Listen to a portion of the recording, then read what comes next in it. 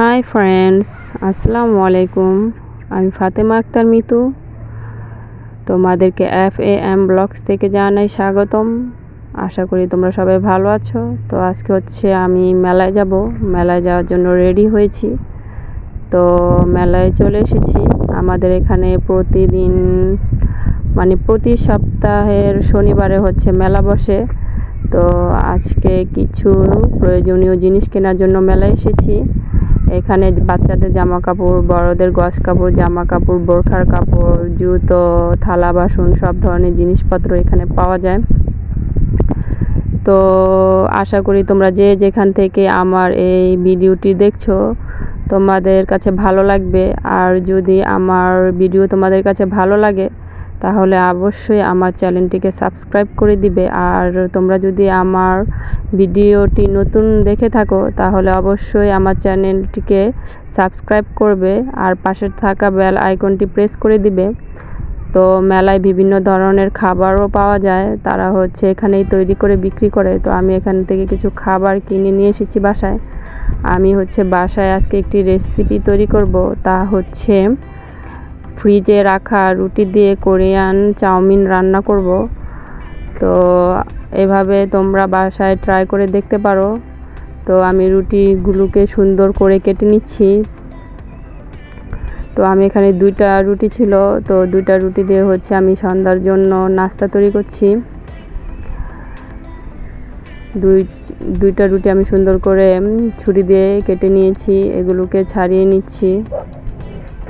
আমার রুটি কাটা হয়ে গেলে হচ্ছে চাউমিনের জন্য পেঁয়াজ লাগবে। তো আমি হচ্ছে পেঁয়াজ কেটে নিলাম, পেঁয়াজ, তারপরে হচ্ছে রসুন, কাঁচামরিচ এগুলো লাগবে।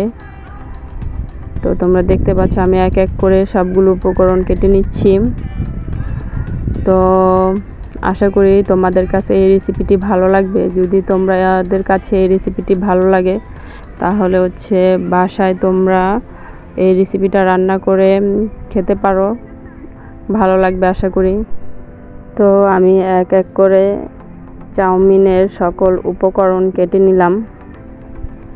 কেটে নিয়ে হচ্ছে এখানে ছোট ছোট করে আমি কাঁচামরিচও কেটে নিচ্ছি, কেননা ঝালটা আমি একটু বেশি খাই। তো আমি একটু কাঁচামরিচ বেশি পরিমাণ কেটে নিয়েছি। তোমরা চাইলে তোমাদের মন মতো নিতে পারো, যে যেমন স্বাদের খাও। তো এই হচ্ছে মশলা লাগবে। তো আমি হচ্ছে আগেই সিদ্ধ করতে দিয়ে দিয়েছিলাম। এখন হচ্ছে আমি পেঁয়াজ, তারপরে মরিচ, রসুন যেগুলো কেটেছিলাম এগুলো ভালোভাবে হচ্ছে ভেজে নিচ্ছি তেলে। বাদামি কালার হলে হচ্ছে আমি নামিয়ে নিব। এই উপকরণটি খুবই গুরুত্বপূর্ণ এই রেসিপিটির জন্য। এই রেসিপিটার মজার মেন কারণই হচ্ছে এই উপকরণগুলো বাদামি কালার করে নিয়ে তারপরে হচ্ছে তোমার হচ্ছে রুটিতে মেশাতে হবে। তো আমি সিদ্ধ করা রুটি উপরে সব উপকরণ এক একে দিয়ে দিচ্ছি। সয়া সস, টমেটো সস দিয়ে হচ্ছে আমি চপস্টিক দিয়ে ভালো করে নেড়ে নিব যেন সবগুলো উপকরণ লেগে যায়। তো তোমাদের কাছে যদি আমার রেসিপিটি ভালো লাগে তাহলে আমার ভিডিওতে লাইক এবং কমেন্ট করে দিও। তো তোমরা সবাই এই রেসিপিটি ট্রাই করবে আশা করি। তো আমার জন্য দোয়া করবে। আল্লাহ হাফেজ।